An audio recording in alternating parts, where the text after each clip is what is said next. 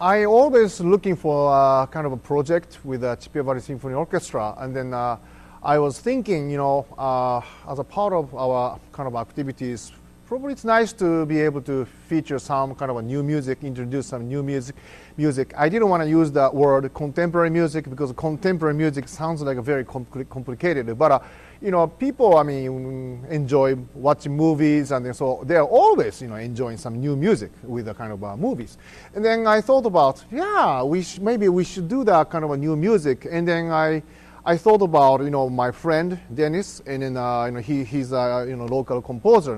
Nobu Yasuda contacted me, and we talked about different ideas, and he and I took some drives and went through Sherman Park and went through Rod and Gun Park. So then I was like, wow! There are so many beautiful parks in Eau Claire. And actually thought that the Rod and Gun Park looked a lot like some of the parks back home in Japan. And then he asked me what kind of music. I said, well, I will trust your talent and your idea. So just go ahead and then just enjoy exploring your idea, and just please write music. So it was really kind of a fun thing to show him, share those places with him, and think about incorporating not only that beautiful aspect of Eau Claire, but really the historical significance of our city, and really kind of celebrate the people of Eau Claire from the past and through today. One thing I wanted to know was that what kind of image he had on each section, and it was really fascinating. It's very, every note he wrote has his love and also his idea and also his hope, and it's fascinating. The Current of Change is really based on two different themes, and they're very straightforward, hopefully honest, and very listenable themes that are memorable. And then those themes, like Eau Claire, continually change throughout the course of the piece. So it's really a theme and variations, and it really kind of sounds like my idea is that it would be like a soundtrack for Eau Claire, Wisconsin.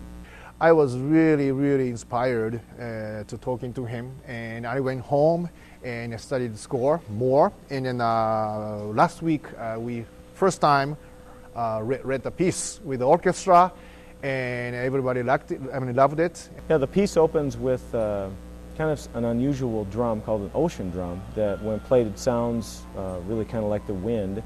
And the brass players are blowing through their instruments to create an effect of wind as well, along with suspended cymbal. And the idea at the very beginning is like the people that came to Eau Claire, what they first saw when they were here.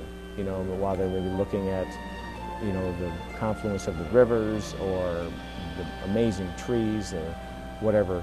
And then from there, the piece goes into a real stately theme, and then that later turns into kind of a more complex, layered sound that still keeps the theme intact, and also has more of an industrial sound to it, with metallic sounds, with mutes, and the idea is to kind of usher in a new age of technology and change in the 20th century. And from there are some parts of Loss where there's a time of more reticence and reflective sound, and then after that that quickly turns into more of a hope for the future. One of the themes, it's a small theme that's comes back throughout the piece, is a depiction of eagles, and my son nicknamed one of our local eagles Gregory, and the theme is the Gregory theme.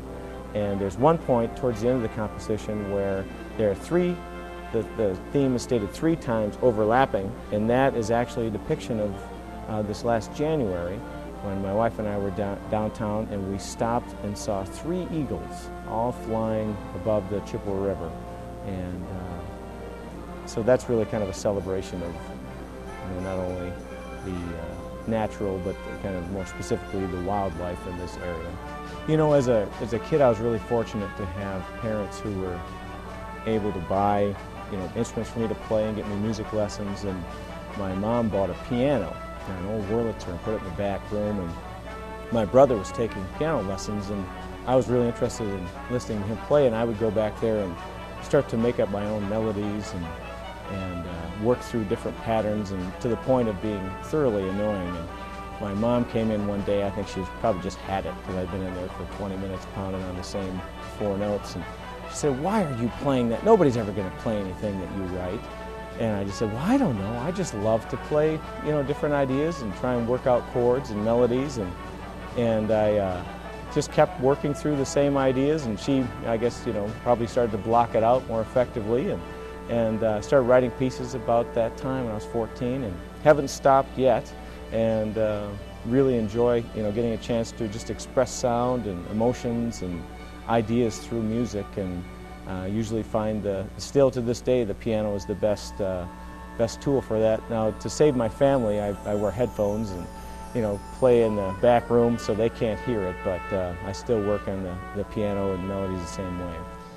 As executive director, I'm responsible for putting together the show, if you will, and because this is a multimedia presentation, in addition to Dennis's composition, there'll be a series of somewhere around 100 slides showing the history as well as the contemporary views of Eau Claire displayed right above me here on the State Theater. It'll be pretty much over Nobu's head as he's directing the piece.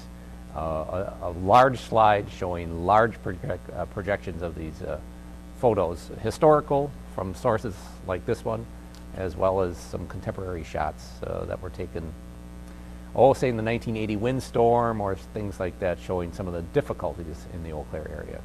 So that's my responsibility to bring this all together, get the word out that this is really truly a once-in-a-lifetime event.